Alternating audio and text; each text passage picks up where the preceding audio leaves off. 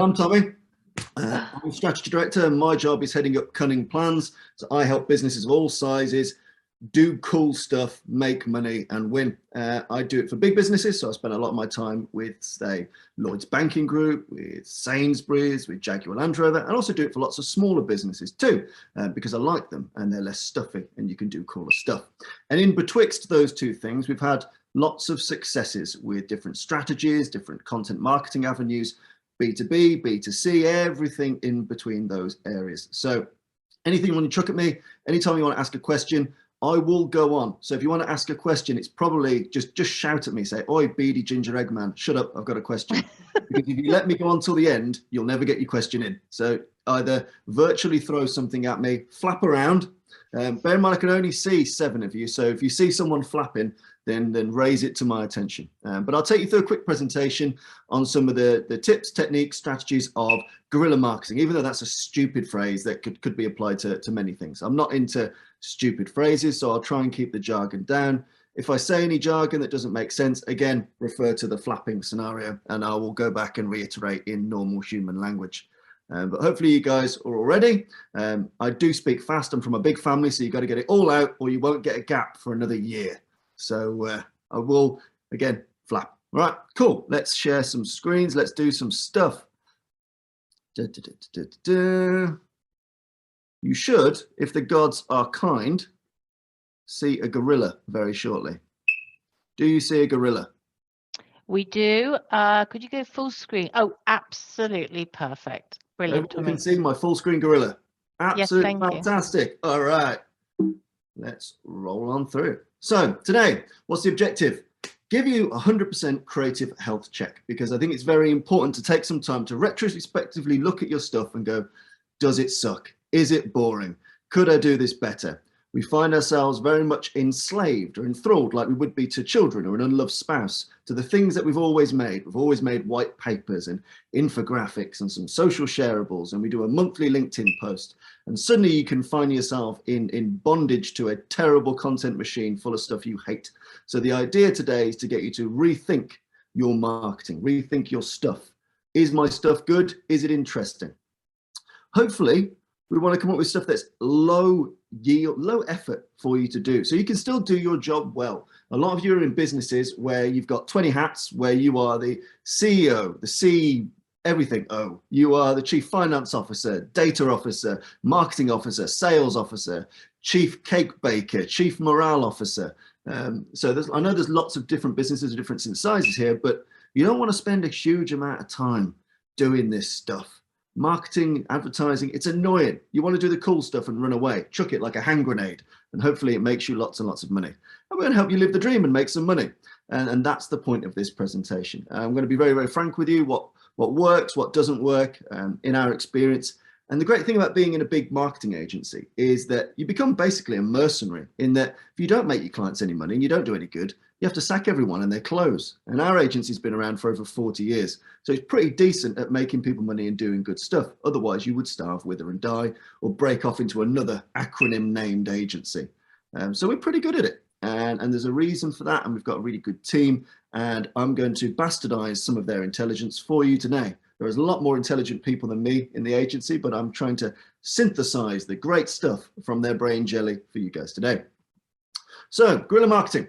Essentially, unconventional way to promote that relies on the least possible, the least viable amount of time, energy. You don't want to spend a huge amount of money. If you're spending a huge amount of money with your guerrilla marketing, you might as well have done your bog standard PR marketing advertising. If it's costing you the same amount of money, it's not worth it. So this needs to be clever. It needs to be rapid. It needs to be effective. But it should not and cannot and will not replace your normal everyday churn, email, direct mail, posters, blah, blah, blah, blah, blah. The point of the guerrilla marketing is to have immediate thunderclap flashes of success to drive surges in signups, in payments, in sales. It needs to be a blitzkrieg of a thing. And you can't be clever and funny all the time. Think of this like the first 6 weeks you're going out with someone. It's the best version of you. You're the most charming. You're the best well-dressed. You're wearing all the new pants and all the new socks. You are wonder version of you. That's what guerrilla marketing is. It's putting some romance back into your relationship for a short, sharp period of time in order for you to be effective. It will never replace the boring stuff where you have to drop your kids off at the leisure centre and do a barbecue and see in-laws. You will need to do all that normal level of marketing, but guerrilla marketing needs to be special, needs to be lovely, it needs to be fireworks, whiz bangs, moonlight walks in Paris. This really does matter, but it is important for your customers, for your clients, for the people you lead, even down to the people you try and recruit, because the battle for talent is almost as important now as the battle for custom. How do we get people excited by what we do? And it's all about using the grey wibbly bits in your head. How do we be clever? So this is me. I spend a lot of my time drinking tea and solving problems. That's what I do. I make it in giant mugs because I don't want to get up twice. I'm a big fat lazy man and I want to make it once, and this lasts me for 90 minutes. All marketing should be done by lazy people. What you don't want to be is running around every day, having to get on top of every single little fire. If you want to look at the best marketers, they're lazy. They have one good idea and they rinse the hell out of it. You don't want to be the person that has to write 5 articles, do 70 emails, do a podcast, do a webinar, all in the same day. You will knacker yourself out and you'll eventually become the most boring, annoying, pestering person in the room. Yeah, LinkedIn's full of these needy people come knocking on your door. Hello, I've seen this infographic. Please come for my webinar. No one cares. Don't be that person. Right. So I encourage you all to take some time to be lazy. I really do. Because marketing is really boring. It's not boring. Money's not boring. Success isn't boring. But marketing is boring. It might not feel boring to you, but your marketing is probably boring to most people you market to. If you were to honestly say how much they retain of the stuff that you share, it will be shockingly small. It will be shockingly small. Everything that you try and share, the retention is very small. You know, retention of content over 3 days is tiny, and I'll go into some retention before. But we got to confess that a lot of the stuff we do it to make money, to get brand value, to make an impression. But for external audiences, it can be quite boring. And what happened during lockdown? Well, we started to be fun. We started to be sausage people and potato people, and we had a laugh and we all had fun and we played games and quizzes. And what did? We cocked it right up. And we're now just miserable on Teams, joining calls, looking like this fish and this dog. So we started off having a laugh and then we ruined it. As a society, there was a whole new world, a digitized world, an interconnected, wonderful world where you could work from home, look after your kids, do great stuff, and we absolutely fluffed it. So again, it just shows you human nature that anything exciting we do get our hands on, we eventually ruin. And that's why guerrilla marketing is really important, because if you think guerrilla marketing, you have to be short, sharp, effective, and cool. Anytime something goes beyond 6 weeks, it gets a lot less cool. So your job today, learn to own your stuff, own it, get better at it. Be very conscious of the impact and efficacy of what you are making. One of the things I want to ask you, this is an energy grid. So as you can see, you plot it out, you're in the survival zone. I'm anxious, I'm annoyed, I'm frustrated, I'm making stuff, it's not really working, but I'm getting there, it's doing the job, but I'm knackered. There's the burnout zone where you implode and go postal and hit all your colleagues with spades when you come into work. There's the recharge zone when you take your foot off the gas a little bit, you take some tea, you do lazy man marketing like me. And there's a high performance zone. Who currently feels like they're in a bit of a survival zone with their marketing and advertising? Anyone willing to confess? Yeah? Good. I mean, the ones that didn't put their hands up, you're liars. All of you are liars. Probably your boss is on the call. This might be recorded. Most of us spend our time in this bloody survival zone where we know it's Thursday and I need to get out, blah, blah, blah, blah, blah. I need to attend this meeting, this webinar, look at these analytics, do all these things. Yeah. A lot of us spend a huge amount of time in this survival zone, getting it done effectively, but potentially it's not as creative as it should be. It's not as clever as it should be. And the return on investment, what you're getting back is just the standard. It's enough to keep food on your table. It's enough to stop you selling your corneas to a man in China. You know, these are the things, you know, we spend a lot of time in that survival zone.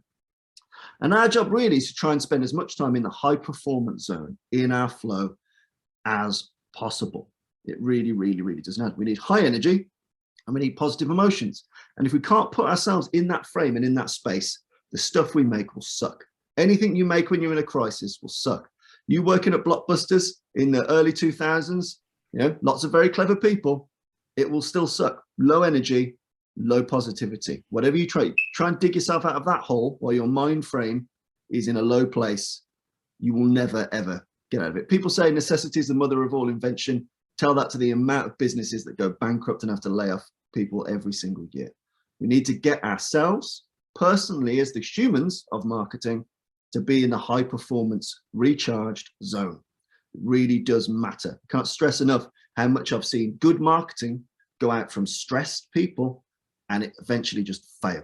So you yourself have to spend a lot of time looking at you as a human, as well as I've made a badass film, great webinar, fantastic social media. You, the human, is as important to the efficacy as the stuff you make. And I just wanted to get that across because people don't take the time to nurture themselves, but marketing is, the stuff is only 50%, probably 30% of the entire value. You being on good form will make it win or lose. It really will. So guerrilla marketing, you might have heard of these phrases all around it. So viral marketing, presence marketing, alternative marketing, pressure marketing, and any number of other wanky phrases that you might have seen on the Institute of Communication Marketing Week, any of these things. You will see lots of different words and phrases attributed to guerrilla marketing, but essentially it's short, sharp, effective pieces. And I'll show you some really great examples that you can learn from. It should be a thunderclap. It should come from as a bolt from the blue, and it should hit hard, hit fast, make gains, and go away. Don't hang on to your best ideas and make them dull. You see so many businesses that have come up with a great strapline, a great offer, potentially a good webinar, a good service, and that's the dead donkey that they flog for the entire year. It's very important, especially in today's day and age, to turn stuff off and on, to make it feel like it is missable. The idea that you can miss something really, really matters. And that's why guerrilla marketing is fantastic, because it's finite. It's very finite. If you are a person that has recurring limited offers, 20% offer, and you run that offer throughout the year, it's not an offer. It's just telling everyone that your sales strategy sucks. Being able to be strong, turn stuff off and on again is hugely important. And you need to be like Super Nanny. You need to be very strict with turning on the goodies and turning off the goodies. That's what really, really, really matters. And making sure that those goodies are well worth using. But people need to know that you mean business, that when that sale goes off, when that offer goes off, when that webinar closes, it closes. And it might feel like you want to soak up every last lead and every last drop, but it builds lots of distrust in your legitimacy, in what you stand for, in how successful you are. You look needy for that business. You look needy for that money, and that builds doubt in people's minds. So again, guerrilla marketing should hit you like a flash. Because if it's not a flash, then it'll be like this, be like the lights in most people's office. It'll just be a dull glow. It does the job. Both the lightning and the dull office lights both light the room, but where's the passion? Where's the energy in this stuff? It keeps the lights on and you can do your job, but you're not going to get any great gains. The point of guerrilla marketing is smash. It's a robbery. You break in, nick all the jewelry, get gone. You know, getting used to smash and grab campaigns that cost you less money than always having the same bloody funnel turned on. It really does matter. When was the last time a pull-up banner changed your mind? Never, never, never in my life have I walked past a pull-up banner and gone, whoa, whoa, whoa, whoa, whoa, whoa, I'm going to action that. I'm going to walk back and action that. How many of you make pull-up banners, signage, posters, flyers? Can you tell me, honestly, hand on heart, hand in pocket, when was the last time you thought A and then thought B because you saw something on a banner? Never, never. Do not lie to me. None of you have walked past something like this and fundamentally changed your mind of, I'm not going to buy their product. Whoa, Steve, have you seen that banner? We're going to buy that. We're going to buy that thing.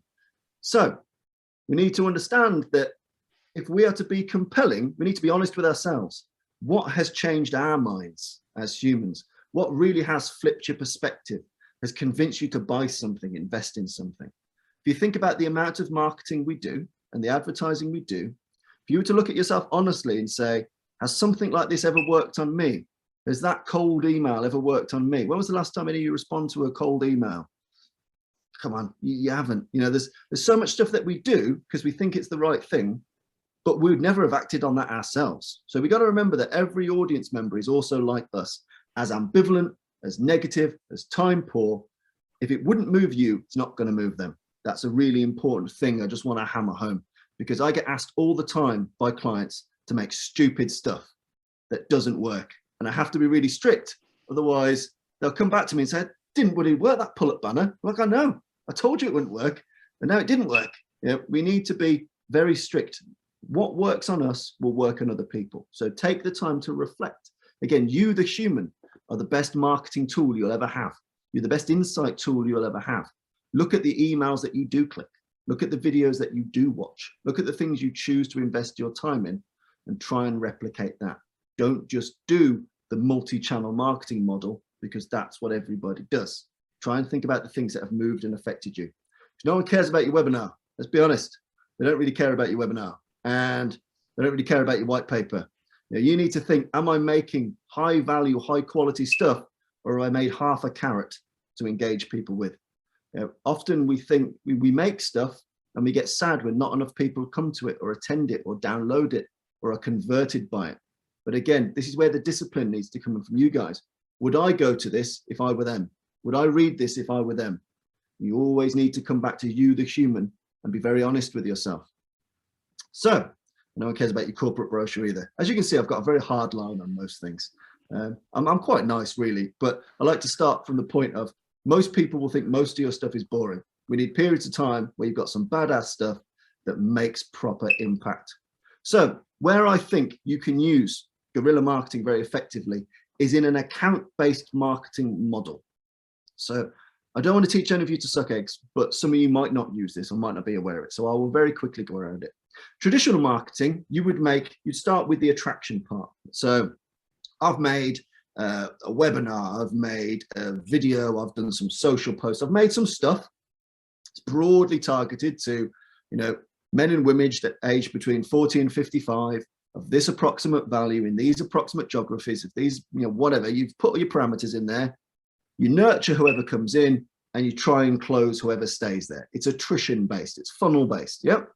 And you can spend a fortune on that attraction part because it's a big, broad, open funnel. You're like, come hither, I have webinars and treats for thee. If you just give me your data in exchange, come hither. You are the town crier effect, yeah?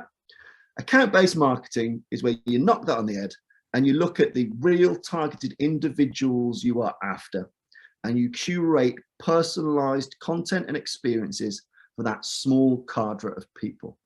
So the posters, I've made posters that businesses have gone out that have designed only to win one business. They've been built around one human in one business, and I'll have made an entire campaign around, I just need to land Steve. Bugger anyone else, I just need Steve in that business. And I need to build all of my marcoms around Steve, because if I win Steve, I win all the money. I win all the glory, I win the meeting, I win the pitch. So it's very important when you look at account-based marketing, it's about the human. It's about the human in the business that you want to win. Do they like golf? Do they like football? Do they have children? Are they passionate about donkey welfare? Whatever they care about. Do they like blue? Do they like green? What events have they gone to in the past 12 months? You essentially have to become a bit of a psychopath and understand a huge amount of things about people and then target your marketing from there. Small cadre of select humans, understanding what they like, find the commonalities, and then build in your smash and grab campaign for those individuals. And we spend a lot of our time moving businesses away from big funnel marketing into hyper targeted pieces. And we use a lot of smart tools to understand. Essentially, I act like a serial killer and I build a crazy wall. So if I want Steve in this business, I need to know where he shops, what he likes, what is his wife like, when's his wife's birthday, what is his children like, what's his favorite football team, what causes has he supported on LinkedIn, what does he back, has he got a flag for Ukraine, does he do this, what kind of car does he drive, what has he authored in his white papers over the past 12 months? And you build this picture like a crazy killer. And then you start to build your marketing around it. And it allows you to knock clients on the head. And you aggregate these because you would build a crazy wall over your top 10 prospects. You start to aggregate what the commonalities could be. And you make your marketing plan and you make your decisions on tone of voice, channels, timing, strategy around those commonality clusters. That really does matter. The tool we use for it is Brandwatch. If I had £1 to spend and it was my business, I'd spend 70 pence of it on this. There are other tools, absolutely. But if you've got some clever monkeys, this is the best one. But it's It's all Clever Monkey dependent. If you use this and you don't have Clever Monkeys, you might as well just pour your money down the drain. But Brandwatch is fantastic at understanding what audiences are doing, what they like, what they dislike, what channels they're using, how that's changed over the past 10 years. What is it like versus your competitors? So you can see your competitors. You can see and predict with the algorithms on there what type of marketing, in what frequency and at what time your competitors will be posting. It is phenomenal. Our guys are fantastic with it. Anyone can access it, anyone can buy it, but I would really stress you've got to either get yourself the training or get yourself an agency with the right Clever Monkeys to get the value, but the value is immense. And using Brandwatch, I can build my crazy wall and make very good account-based marketing plans, even down to the precise minute when I send an email, to the precise length at which I make a video, to the precise day of the week in which I launch that video. It's a very good precision laser targeted tool if you know what you're doing. And that's really important for the account-based marketing. You profile fully well your audiences. And again, this does lots of the aggregation for you. So I'm very aware that some of you might not know enough about your audiences yet to do it. This allows you to find out more about your audiences, and then it allows you to find the commonalities, which you then exploit with some really awesome stuff. So phase one, no point in doing guerrilla marketing or clever marketing if you know bugger all about your audiences, or if you only know anecdotally, or if you've only done a bit of Google Analytics or a bit of social analytics. That's not really enough. You can make some good guesstimates, but use a proper tool for the job, and I guarantee even in the pilot against a certain type of audience segmentation, it will smash whatever you've done out the park. There's no value in it for me. It's not even my team. It doesn't bring me any glory. It's another team in the business that does it. But to be very honest, if you had £1 to spend, 70 pence on that, 30 pence on a really good campaign that's clever and well thought out, you won't go too far wrong. Budgets are not that low. The percentages are frameworks out there. You won't get much for £1 on Brandwatch, but it's a really, really, really, really good tool. I should really work for them so they pay me to spread the word, but there we go. I really do advise it. So going guerrilla, assuming we have this knowledge about our audience and assuming that we have segmented and made our crazy wall and we understand the commonalities that will help us convert, our job now is to not be boring. We know enough now to not be boring. We know enough now to not be generic. So therefore we must be specific. So let's have a look at the human brain. How are we going to get through the human brain? The brain looks after attention, language, learning, memory, perception, thought. And you need to get through this sticky, gooey, complicated human mess in order to succeed. We must become masters of psychology, psychological profiling, behavioral science. Spend more time reading psychology publications than marketing publications. Spend less time on LinkedIn and more time on university papers on things that matter, that have proper academic credibility. Most of the pseudoscience that goes out via marketing, bollocks, and it will not do much for you. Most of the things that you read are written by a marketer to get you to share it on LinkedIn, to make that publication more prestigious.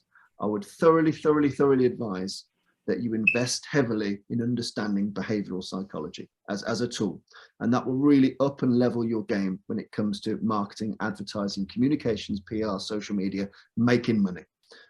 This really, really, really does matter. And I can't stress enough how important that is. And it's something that I put on all our guys. They all want to do great coloring in courses. And I'm like, no, denied. No courses about coloring in, but lots of courses about influence and engagement and conversion. So let's look at the brain. Old brain, midbrain, evolved brain. How are we going to hack it? How are we going to get through?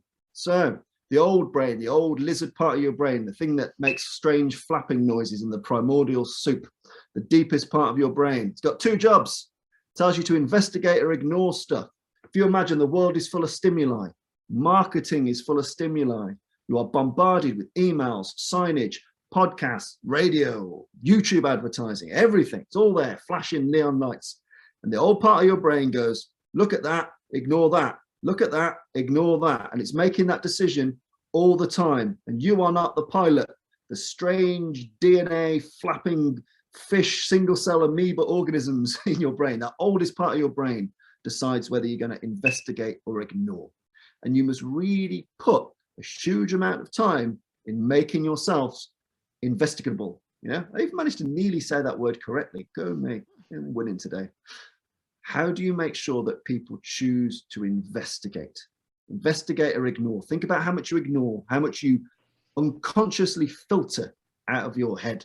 So therefore, you must be hugely compelling in everything you do. You must fight for that attention. It is a battle because your brain is processing data at the rate which we cannot replicate with all the world's best supercomputers. So therefore, if we want to trigger the old brain to, oh, look at that, we really need to work hard and fight hard. The mid part of our brain makes the emotional decision. So once we've managed to get people to investigate, and that's being new, different, interesting, compelling, colorful, moving, exciting. Yeah, once we've done that, we need to get you to feel something pretty rapid, or you chuck it back in the bin. Yeah, that's the dino brain. It makes emotional decisions on, I quite like that poster. That's a cool film. I like that company. You know, this is that part of the brain. Because it's a layer of defense. It's a layer of defense. It makes sure that we are not overloaded in our processes. So it's an important thing to bear in mind. Investigate or ignore is the oldest part of our brain. Then the emotional brain kicks in. Do I like it or not? Immediately, before we rationalize, we emote. Do I like it? Do I not like it? I could hate it. Doesn't really matter. You have to make me emote. You have to make me feel something. Your white paper, your banner, your poster, your God help you pull up banner hasn't made me feel something. Sack it off because it isn't doing anything for you. The return on investment, you've got to make me feel something. You got to hit me in the feel skis. How do you get through the feel ski barrier? That's an official term you can use there, the feel ski barrier. Just pretend he's a Russian scientist or something. 3 main areas, right? Value driven. This is the most boring, right? If you do X, I'll give you Y. If you give me your data, I'll give you my boring white paper. Standard. It can work. It does work, but it's the lowest hanging fruit and it's the most dull. Secondly, is expert driven. Listen to me because I've worked here. Listen to me because I have helped businesses achieve this. Listen to me because I have credibility in this field. It's a little bit better. It's got more social proof. It helps you to credentialize. That really matters. But where there are big, and those 2 areas are massively competitive, right? Every other bugger business is doing those 2 things. We're experts. We've got some value exchange, right? So it's a commodity, really. You're trading your clever nerds for their clever nerds. And if they've got cleverer nerds than yours, they're going to win. Standard. Nothing you can do about it. The third one is areas where you can make gains, and that is in intrigue-driven content, where you make me question, you make me ponder, you make me think, you make me, oh, that's different, that's unique, that is strange, that's weird, I hate that.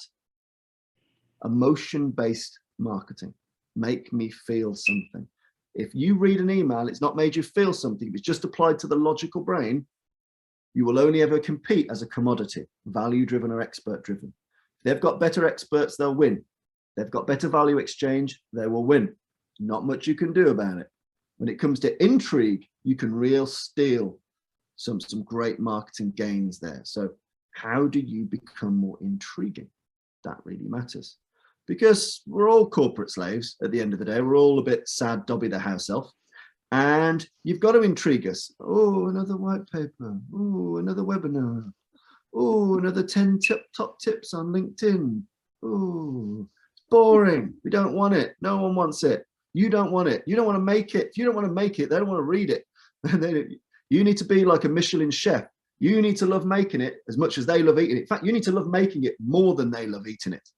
Understand? So you need to love what you make. And if you don't love what you make, they're not going to love what they make, because you have the most vested interest, because you want to make money and grow prestige and be awesome and do the things you love. They are just doing a job.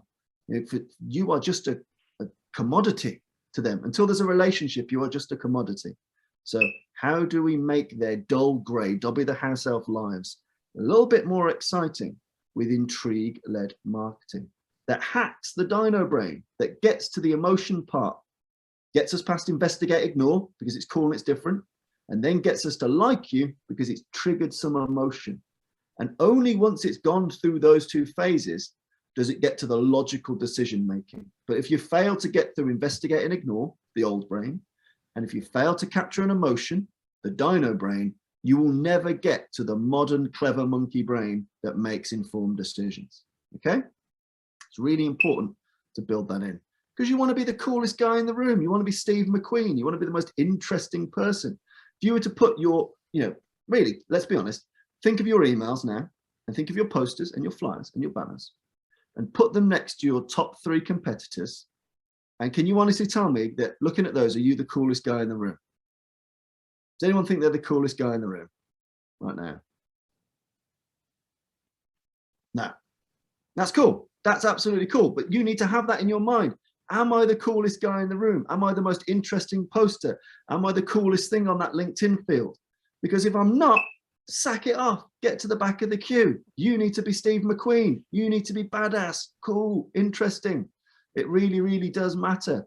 If you whinge about not having enough leads, but you haven't put the effort in, if you can't put hand on heart and say, I'm the coolest guy in the room, when you compare my emails to the competition, you've only got yourself to blame if you're only getting the same results as everyone else. So I don't mean to be an Egypt, but that's just the truth of it. You need to go back. And this is what I wanted this talk to be. I didn't want to give you like just loads of great tools and strategies. I wanted to land psychologically with you. Compare me to everyone else. Am I the coolest guy in the room? If I'm not, what do I need to do? How can I make myself more investigate than I am ignore? How do I make myself trigger the right emotions? If I can do those things, I'm probably going to be the coolest guy in the room.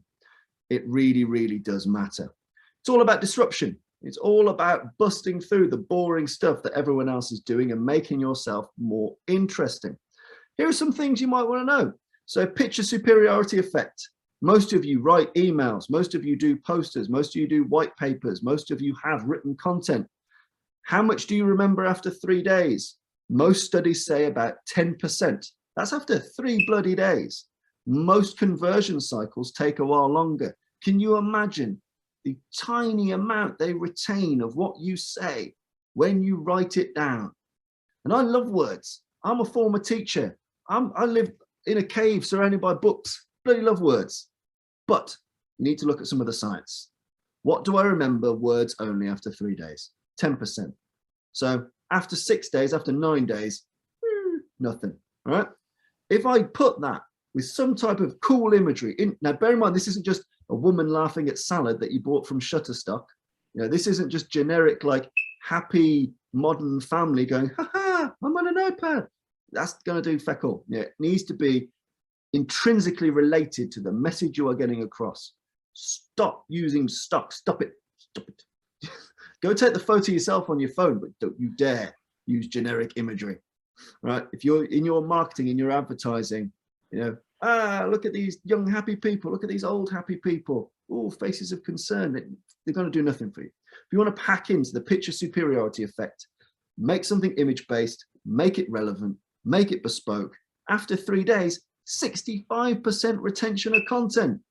Winner, winner, chicken dinner. You can close that. You can close that within 3 weeks and still do well, and they'll still remember a bit about what you made them feel and did they like you or not. It really, really does matter. So in short, dog beats dog. You remember anything from this presentation? Dog beats dog. After 3 days, you'll remember that dog. You won't remember the other dog. Right. Another thing you can do is the Zeigarnik effect. I love this. It makes you sound clever, but it's true. And this is one of the things that made LinkedIn such a success. I mean, it's a bloody disaster now. It's a Chernobyl. It's a graveyard of needy entrepreneurs that want to sell me white papers. But before, when it used to be good, giving people stuff to do helps them remember who and what you are. So the Zeigarnik effect is this. When you have achieved something, you forget it. When you have yet to achieve something, you remember it. So back when LinkedIn used to do, your profile is only X% complete. Remember, it gave you stuff to do and it made you remember that LinkedIn was there and it was cool and it was a tool. And there is lots of people that do this well. Prime example that proves this work. All right. You're having an argument with your significant other. They look you deep in the eyes. You know they're in a bad mood. And they say, when was the last time you did something nice for me? And you go, oh, you can't remember because you've ticked it off the list. The nice thing that you have done, the nice dinner I made in 2013, that's gone. I've ticked that off the list. That is completely gone from your mind. You cannot really remember things that you have marked in your mind as achieved. They just go into a recycling bin somewhere. Same with clients, same with prospects. So always give them a task. Not always give people stuff to do, exciting stuff to do, micro tasks, small things, very small asks of their time. If you keep them doing stuff, even very small actions, their retention for who and what you are is much, much greater. Don't ask for everything all at once. If you get a client to fill out a form and they fill out the entire form and send it to you, after a couple of days, you don't exist anymore. So start to breadcrumb out. Don't be as needy when you're speaking to people. That's really, really important thing to think about. The Zeigarnik effect is a really good way to keep people remembering you. It's bugger all to do with guerrilla marketing, but I want to throw it in there because it's a useful tool. Your job has to fight this. This is your enemy. This is the face of your enemy. Behold him and all of his glory. The thumb is your enemy, and he will scroll past you at the speed in which you cannot possibly imagine. The thing that you spent a lot of money with an agency making, this thumb will destroy. So you need to make sure you are immediately thumb stopping. And that's where investigate or ignore, tapping into emotion really does matter. Ask yourself honestly, what stops my thumb when I am scrolling, and how can I replicate that? And if you look at your account-based marketing, really do build out what is stopping the thumb of Steve. My job is win Steve, win the business, win Dave, win the business, win Mary, win the business. What stops Mary's thumb from being the judgmental Olympian that just goes past your content? Really does matter. So I want you to remember this thumb. Remember the thumb. Every time you write something, every time you make an email, every time you make a post, every time, God forbid, you make a pull-up banner, look your thumb deep in the eye and say, is this stopping? Does this stop here? Does the road end here for this thumb? And if it doesn't, try again. Make sense? It's a really good little exercise I do with people. Look at, make your email, look at your thumb. Make your social post, look at your thumb. Is it stopping or is it not? That's a really important exercise to go through. Other things that is really important. This is badly spelt. It's made by a child, but I like it. This is the primacy versus recency effect. Tells you what you remember. So, and it's spelled incorrectly. It's not by me, so don't judge me. I like it. It's cool. I like the idea of the zone of premium remembering. It tickles me. So, retention. How much do I remember versus time? Typically, I can remember the first, on average, it's the first 12 words and the last 6 words in any one sequence. Or when it's in moving picture form, otherwise known as films, don't know why I said moving pictures, or podcasts, typically it's in the first 17 seconds and the final 11 seconds. How do we, everything that lands in the middle dies. Now, the problem with most marketing is that we put all of our useful stuff in the middle. We put a call to action at the end, click this button to download our boring work paper. We spend the first couple of paragraphs just doing platitudes. Hey, happy Friday, blah, blah, generic, blah, blah, blah, generic, blah, or here at boring brand, blah, blah, blah, blah. We waste our one shot at being remembered with just boring ass platitudes and small talk and nonsense. Bear in mind that highest retention is at the start and at the end. You need to open and close with immediate value and immediate bang. Put all your boring procedural small talk right in the middle if you want to. Won't be remembered. You might as well not do it anyway. But if you want retention over time, the primacy and recency effect, you remember what you heard first and you remember what you heard last. And you need to make sure that you are using those 2 premium parking spaces to best effect. If your first 11 words don't get across why you should attend my bloody webinar, forget it. Forget it. If you're opening with, hi, how are you? How was your weekend?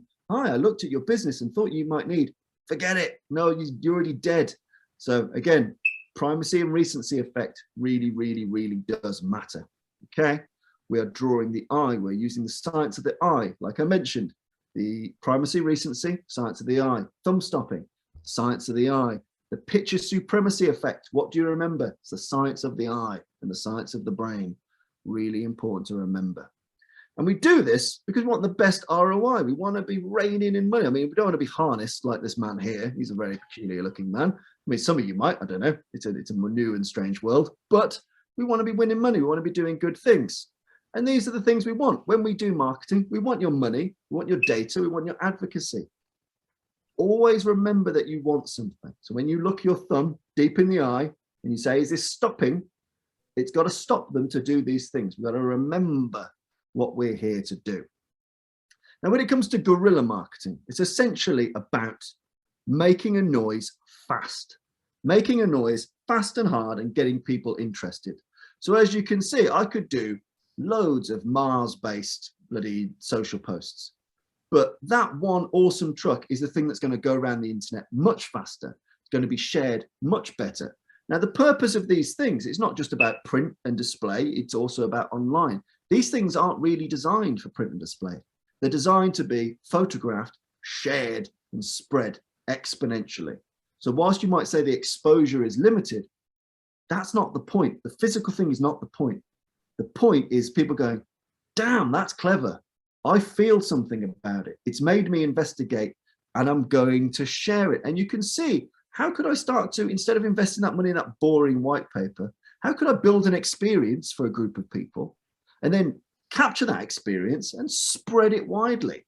How do I do one cool thing in one cool place and then use that as my currency to say, hey guys, I do badass stuff. I make interesting stuff. This will get a lot more attention than any boring webinar, white paper, podcast, expert interview. The market's drowning with them. The market wants you to do something clever, to be original. And that's where I was talking about you as the human. You need to take the time to invest in your own well-being, your own understanding of behavioral psychology, because this will stop you. This will stop a thumb. This will stop a mind. This will stop you walking by, whether it's virtual or whether it's physical or whether it's both, and it should be both. You need to look at things that are going to fight harder for attention. Be more flash bang. You might just build one of these things for a day and you might live off the marketing of that for 6 weeks because it's so bloody cool and clever. You know, that's the important thing. It has to be finite, short, sharp, clever, shareable, get gone. That really, really does matter. You can do all sorts of cool things. It needn't be very, very expensive, but you'll get a lot more value of one clever thing than you will out of just doing your churn of 20 boring things. It really does matter. But again, this is for guerrilla marketing. Short, sharp. I've done my account-based marketing. I know everything there is to know about my target audience. I'm going to hit them with something they immediately find compelling for a limited period of time. I'm going to use that to make my business seem very innovative, very clever, very cool, very on brand. I want them to feel like interesting people to do business with. Let's see if this plays. This is how you would do something virtually. Let's see if this plays. It might not play, but let's give it a go.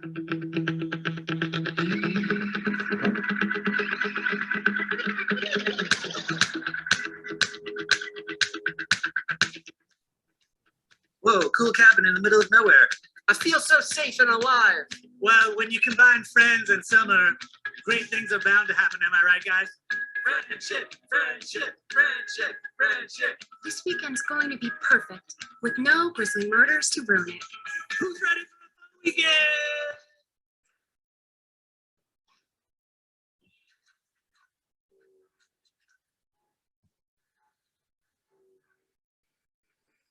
This old app. It's even tapped on the wall. Cool.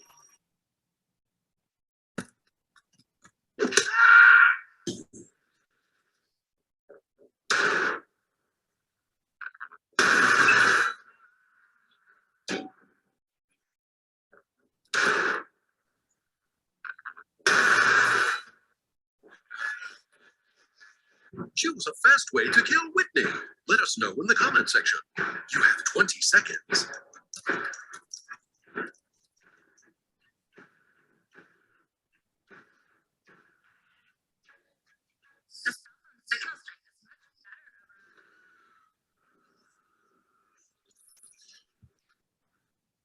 You get the idea. So if you imagine that cost them hardly anything to really make. It's simple, it's easy, it's shareable. They are a boring, relatively local pest control business that could have done flyers and they could have done vans and they could have done direct mail and they could have done all those things. Or they could use their brain a little bit, make something very cool that's absolutely rocketed their market share in their area. Very, very cheap to do using a Facebook tool, which cost them nothing. They Facebook Lived it. They made a little mini studio in their child's basement and they used these little puppets and they were clever and disruptive and innovative. It only ran for Halloween and they're still getting brand gains from this. You know, think about how much more effective that is than any number of standard things. And that's the important thing when you look at all guerrilla marketing. Doesn't need to be real. As soon as you make something clever, it could just be a virtual design, a virtual clever thing that you've made, and immediately it's got shareable value. Yep. Now, it does need to factor in your multi-channel marketing. So once you do the guerrilla marketing, you need to make sure that all of your tools are set up to follow through on that. That really does matter. You still need all of your normal stuff there, but it should align during that period of guerrilla campaigning, whether it's physical installations, whether it's digital or social, short, sharp, shocking, interesting stuff. Everything needs to follow through to convert those leads thereafter. That really, really does matter. But make sure that you don't just stick to these boring things that you run every day, every week. Those keep you fit, keep food on the table. Don't get me wrong, and you shouldn't turn them off. If they're working for you, don't turn them off. But it's important that you will never get an exponential gain in your email return on investment. You will never get an exponential gain on your point of sale. It's never going to go from converting here to converting here unless you put a bit of this behind it. And that's where the guerrilla marketing really, really, really makes sense. You need to be shocking and impressive and immersive and get through those brain layers, fight that thumb and get past the investigate, ignore, and the dino brain, the emotional brain. And we do this because we want reach. Our flyers, our posters, our emails only go thus far. Think about, we're watching an American advert about pest control in a meeting on the other side of the world by a bald, beardy Eggman based in London. You know, like, think about the exponential reach you get for your brand because you're doing something clever. The whole point of it is, if whatever you're doing, it needs to go further and wider and broader than what you've done before. That's why the guerrilla marketing exists. It's flash in the pan to get immediate access to data, money, and reputation. And to do that, it needs the right appeal. It needs to be sexy. It needs to be cool. It needs to be fun. And for you to access that as humans, you need to take some time away from your business as usual and really think about what's going to fight this thumb. What's going to stop this bloody thumb scrolling by? You really need to think about what has that intrinsic appeal. And then you need to capitalize on the value. And that's where your other normal channels make sense then. If I've gone from that exciting rap-based video and I think this brand's quite cool and I actually have this problem that needs solving, you need to be able to then convert from there. So it's important that you think about the handover from guerrilla to conversion. Every audience that's looking at you will be rating you on a scale of 1 to 10 on how much you like you, the business, the brand, the proposition. Your job is to get everything up to 10. So for example, right now, do you think people judge your business as being trustworthy? 1 to 10. Do you think people judge your business as being innovative? 1 to 10. And you need to have a self-assessment of where all those 1 to 10 ratings are. And that will allow you to plot out your guerrilla marketing. If you think people put your innovation at a 4, you need to bloody get that 4 to an 8. So your guerrilla marketing campaign needs to land that. If people think your cost is at a 3, that you're expensive, potentially you might need to change that reputation. If people think your service is at a 9, leave it and focus on something else. Do take the time to self-assess where you think you are or where you're perceived to be in service, innovation, creativity, and that will help you plot out your guerrilla marketing. So people have the right emotional certainty about you, that they like you, that they think you're funny, cool, clever, interesting, disruptive, immersive, and that people have the right logical certainty, that they can do the job, that they are proficient, that they are skilled, that they are adept. If you do it well, it should be able to move through both of those areas very, very easily. And it will require a leap of faith from where we are now to where we want to be. Guerrilla marketing is a leap of faith. It's not safe. It's exciting. It's the you were when you first started going out with your partner. It's the you were when you went to university. It's cool, edgy, interesting version of you, but you need to take that jump in order to access it. I really love this. You know, if Henry Ford would have given people what they asked for, would have been faster horses. So don't get yourself in a trap in thinking, actually, some of our clients value our white papers. Actually, some of the feedback is our podcasts are useful to them. Like, yeah, fine, you know that, but you're never going to supercharge gains. You're never going to smash and grab a new market share. You're never going to grow exponentially at reduced cost unless you put yourself out there with something brave and new and interesting, battling the thumb, moving through the old brain, the dino brain, and into the emotional human brain. It really does matter. So, in summary, your game plan, have a bloody game plan. Once you've rated yourself on those 1 to 10s, and you've seen the areas you feel you need to improve, Once you've used tools like Brandwatch to do your account-based marketing and act like a serial killer and understand everything you need to know about a certain type of audience, and you build your plan, know who and what you want.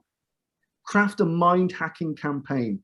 Get into the mind of that person, stop their thumb, stop their apathy, get in their face, be interesting, trigger their investigator ignore. You want to be investigated. Remember what I said, Steve McQueen, you want to be the coolest man in the room. So next time you put your ads, your content, your website next to another person's, if you're not the coolest man in the room, go away, do it again. Really does matter. It should be short, sharp, and shareable. It should be finite in its time and hit as a smash and grab to grow finances, market share, reputation, trust.